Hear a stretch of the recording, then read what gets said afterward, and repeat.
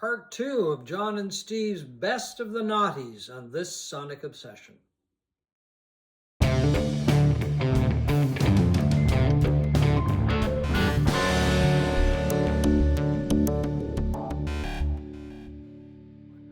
Hi folks, I'm John Whidden. Right over there beside me is none other than Steve McLeod, and today we're going to wrap up our 10 favorite albums, 10 of our favorite albums from the Noughties. That would be from 2000 to 2009. Inclusive. Yep. Inclusive. And as usual, I will send it over to Steve to get the ball rolling. All right, my first choice on part 2 is Illinois by Sufjan Stevens.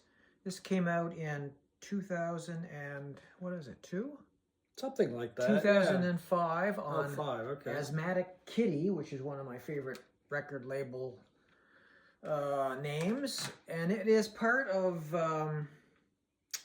Sufjan Stevens' stated and famous intent to do an album on all 50 states in the Union. Oh, that's right. Yes, and, yes. he didn't get very far into it.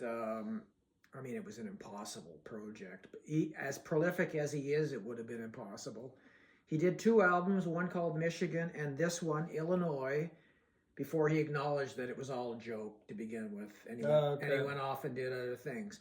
But in the meantime, this is an incredible album, one of the best of the Noughties. It's hard to classify. It's everything.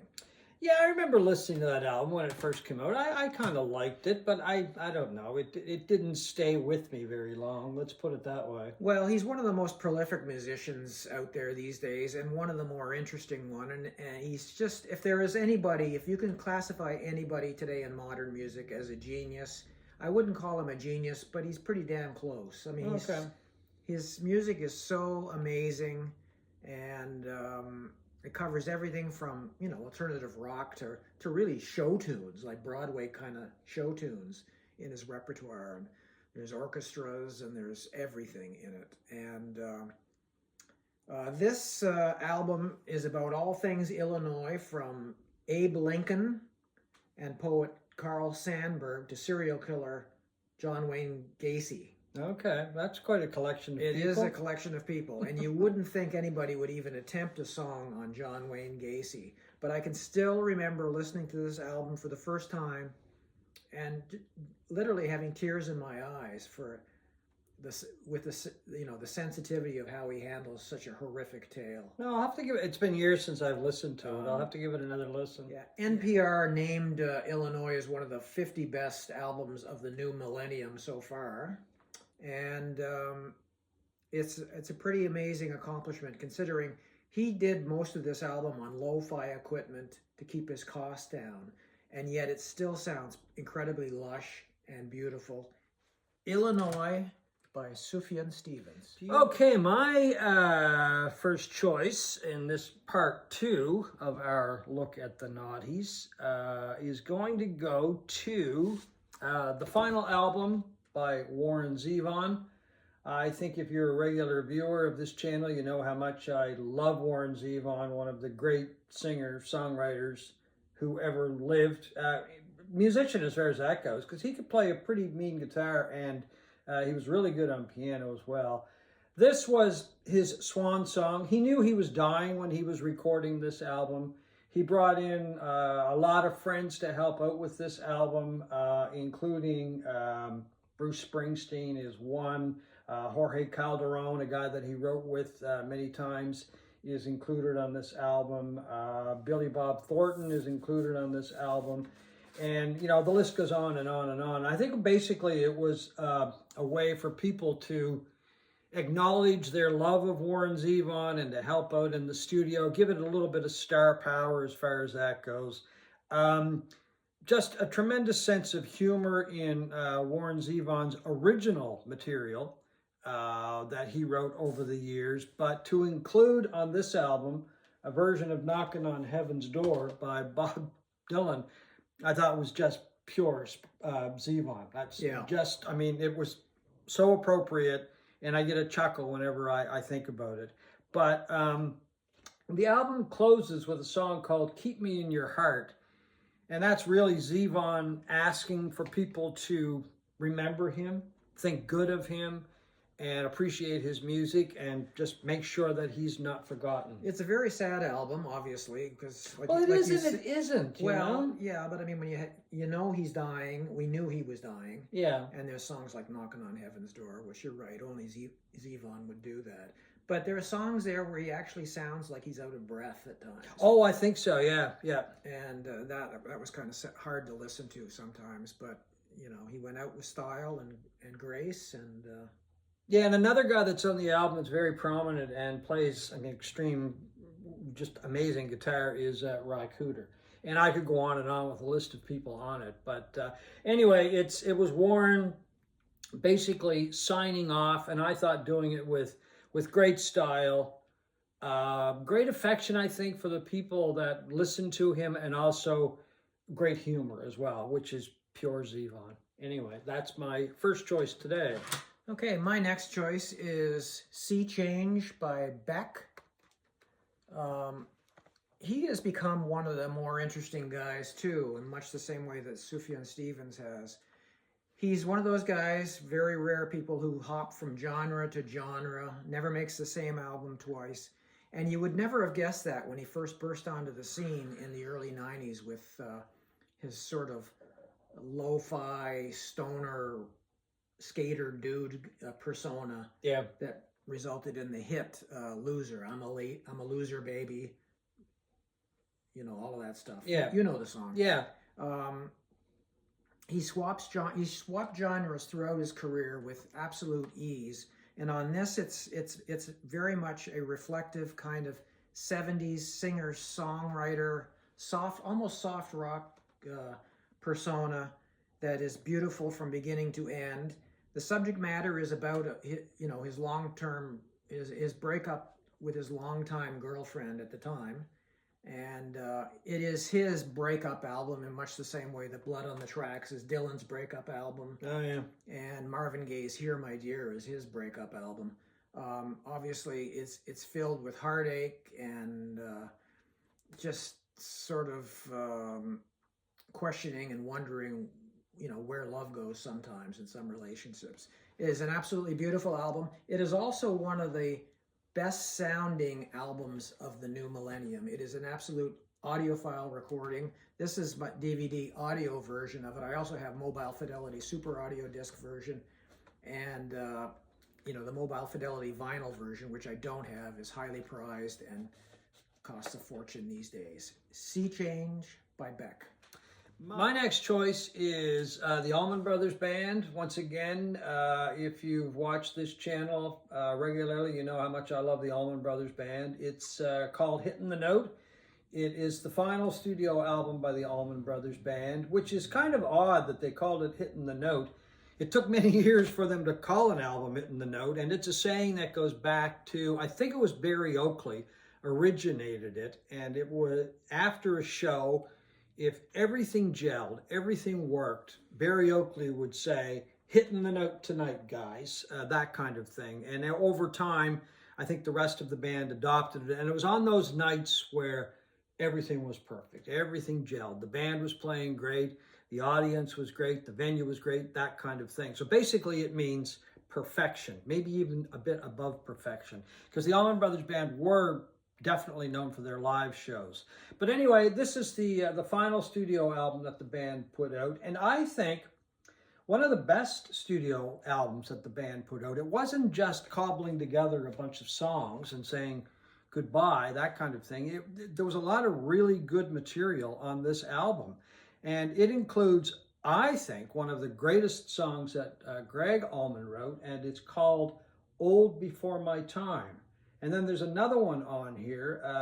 Greg didn't write it, but it's called Old Friend, which I think it's a great song as well. Well, they're all great in my opinion. But Old Before My Time is really Gregg Allman talking about aging, talking about getting old, talking about himself, talking about mortality, that kind of thing, right? And I mean, he may have known that the end was coming soon. But anyway, it's just a beautiful song, very, very sad to listen to. But Greg was an amazing lyricist. I don't think he gets credit for the lyrics that he wrote, especially in the early days of the Allman Brothers. But I would stick Old Before My Time right up there with many of the classics that he wrote, because it's just such an emotional song, such a deep song by one of, I think, the great songwriters who ever lived. So it's, anyway, my second choice, Hitting the Note, the Allman Brothers Band. My next choice is the second Porcupine Tree album on my list, In Absentia. Came out in 2002, and it was the album that really formalized in my mind the changing sound of Porcupine Tree from a Pink Floyd wannabe, which I talked about in the earlier album that I showed, Lightbulb Sun, to In Absentia. Without sacrificing any of the classic rock melodicism of this band, this is a pretty heavy album. It's got the riffage and the big, heavy rock metallic riffs of Porcupine Tree's latter half sound, and it is an incredible combination, I think. This album contains a few of Porcupine Tree's most popular songs that they play in concert: Blackest Eyes, Trains, and what's the other one? The Sound of Muzak. And on this, Steven Wilson just writes an incredible album from front to back. In Absentia, Porcupine Tree. I like that album as well. I'm not as big a fan of Porcupine Tree as you, of course. I don't think there is a bigger fan of Porcupine Tree. Well, I'm sure there are, but really? I'm right up there. That is a very good album. I really enjoyed it. I have a copy of that. Okay, my next choice goes to Jeff Beck. Once again, if you watch this channel regularly, you know how much I worship, I guess is a good way to put it, Jeff Beck. And this is a live album that he came out with, and it is called Performing This Week Live at Ronnie Scott's. And if you're not familiar with Ronnie Scott's, it is a legendary jazz club in London, in Soho. A beautiful club. I've never been there for a show. I've been inside the club. But to me, this was kind of a rebirth for Beck, because when he put this album out, I don't want to say he wasn't that popular, because he's always had, I think, a core audience. But this album, to my mind, kind of boosted his popularity up again, because there was a video that came out with this. Which I have as well. Yeah. And it is just a tremendous show. But the band that he's got on this album was one of his finest bands, I think, that he ever played with. He had Vinnie Colaiuta on drums. I hope I have that pronounced properly. Tal Wilkenfeld, a young lady on bass, and Jason Rebello on keyboards. And this band just cooked. I saw them live a couple of times together, and they were just excellent. They were just, well, going back to the Allman Brothers, they hit the note every time I saw them. And on this album, I mean, he took some of his most popular songs and some new songs and put them together in a live venue. And as I say, it was just an amazing show. I think actually it's one of those albums that is better when you watch the video, don't you think? Yeah. Because it's in a small club, a very small stage, and they're just so tight. And then Eric Clapton joins them. He plays on a couple of tunes on one of the versions of this album. It came out in many different versions. This is one that I got on vinyl, but Clapton plays on it as well. But I think it was, in a sense, a rebirth of Jeff Beck. I would say that, between that and the Crossroad Festival appearances. Yeah, that's right. But that was the same band. Same band, yeah. Yeah, and they were just amazing. And they really... Yeah, but he, and I mean, for Beck to take in somebody like, Tal Wilkenfeld, I mean, I guess he had heard her, saw her play or whatever, and basically mentored her. And she's just a fantastic bass player. Well, I still remember seeing her for the first time on the Crossroad Festival clips. And I mean, she looked like she was like 13 years old or something. Well, she wasn't very old. She was only 18 or 19. Playing like Jaco Pastorius. Oh, I know. And it's just incredible. She's an incredible player, and it launched her to kind of newfound popularity as well, playing in this Yeah, I mean, band. Jeff Beck never put out a bad album. Some not as good as others, of course, but I love that album. So anyway, that's my third choice, Jeff Beck, performing this week at Ronnie Scott's Live. Okay, our last two choices are the same. We know what they are. So we're both just going to talk about them at the same time. And the first one I'm going to talk about is Kid A by Radiohead. There's the vinyl. Yeah, I only have the CD version. It was released in 2000, and it really signaled a massive change in direction in the sound of Radiohead. I mean, after the success of OK Computer, which was mostly a guitar album, Radiohead decided that we're not going to make the same album again, and abandoned that guitar sound, Yeah. for a sound based on keyboards mostly, and these clattering rhythms that Radiohead loves to do. Yeah, it likes to experiment with or play with. It was a very experimental album. Oh yeah. It was a very risky move because they risked losing, the legions of fans, but it turned out to be, an incredible move, and it really made them probably the most important band of the modern era. Really, critically acclaimed and artistically acclaimed, all of that. Yeah, it's an album. When I first heard it, I didn't like it. Is that right? No, not really. I was a Ben's OK Computer kind of guy, and then this came out. But over time, after many listens, I have come to really like the album because it is so different. Yeah. It's so original. And I think that's the reason. Well, it's not, I don't think. I know that's the reason why I really like it, because every time I listen to it, I hear something else. And to me, that's a mark of a really good album. And another mark of a really good album sometimes is on first listen, second listen, you don't like it. We've talked about this before. And then over time, with more listens and actually paying some attention to it, you do come to like it. And I'm like that with Kid A. I could probably listen to it this afternoon and hear something different than I did. Oh, absolutely. yesterday. I mean, I liked it from the get-go, but I mean, you have to really admire a band who was willing to throw everything away to try something different. Yeah. And they pulled it off with amazing success. And again, they're just one of the biggest bands of not only the new millennium, but the 90s and everything else. Yeah, I mean, now they're missing in action. There is Smile with Johnny Greenwood and Tom York, and who's the drummer? Skinner, I believe. I'm not sure. I can't remember the drummer's name right now. That's a really good band, kind of like Radiohead Light, I would say. But as for the band itself, I'm not really sure what's going on. I don't think anybody does. But anyway, we both agree Kid A, one of the best albums of the Noughties. So we'll wrap up now with another album we agree on. Yankee Hotel Foxtrot by Wilco. This one came out in 2002 at a very tumultuous time in the band's history. They started out as kind of an Americana band, or North Americana. North Americana. I don't want to say that. So Yeah, I thought I beat you to the punch. Thank you. That's very respectful. And they just became indie darlings. The album came out at a very tumultuous time in the band's history.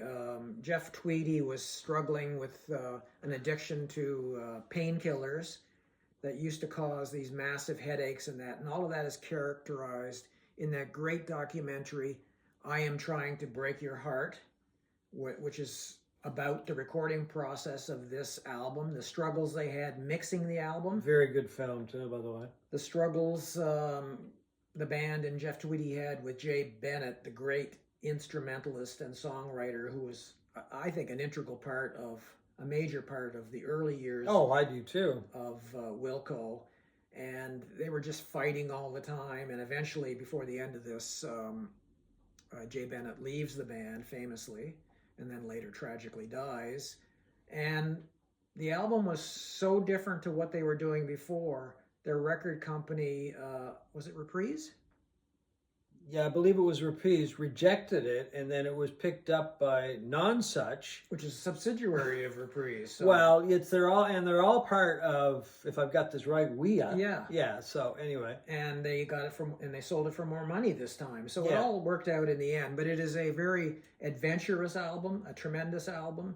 There are weird noise bursts throughout this album, which I read recently was Tweety trying to replicate the sound in his head of the massive migraines that he had. okay. There's a scene in the documentary where he goes into the bathroom and he's got migraines and he's That's really throwing up. That's really putting personal experience in a song, Yeah. isn't it? Yeah.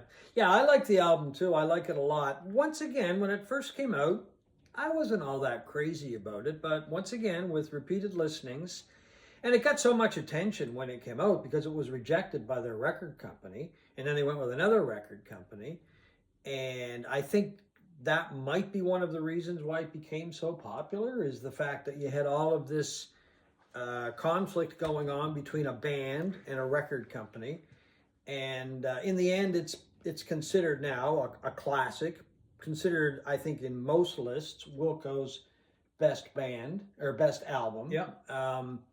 And as I just said, about personal experience went into that album, and it's great. It's a wonderful album. So anyway, folks, that is our look back at some of our favorite albums, 10 of our favorite albums from the Noughties. And let us know what some of your favorite choices are too. So leave a comment. Let us know what you think of ours, but also, tell us what some of yours are. You don't have to give us 10. You can just give 1 or 2, because we're kind of interested in feedback, not only on the show, but also to hear what other people like from 2000 to 2009. So thank you for watching this Sonic Obsession.